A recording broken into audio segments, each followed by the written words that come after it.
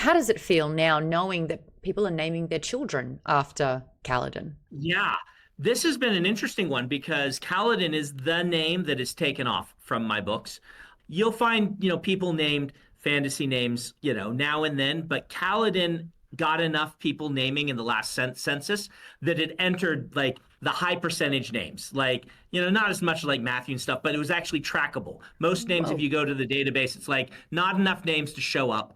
And there's not a lot of fantasy names. Obviously, Wendy is the big one that was invented by a fantasy author with Peter Pan. But you see a decent number of Arwyns.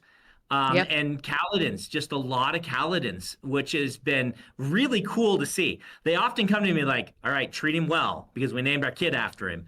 But yeah. Have you met any other of the characters' names that have, people have said, have they showed you tattoos? Have they Yeah. showed you other names Yeah. that they've Lots of named their children tattoos. after?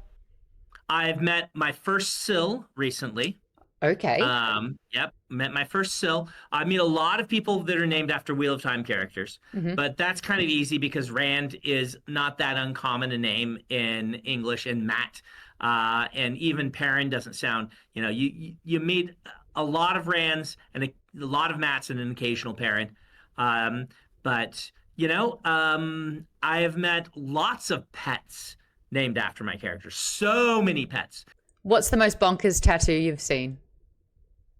Ooh, I mean, the ones where people do full sleeves based on my books, where it's got all the intricate parts, I'd say that's the most hardcore and the coolest. When you see just like they're doing the entire sleeve dedicated to Stormlight, and you see the pieces.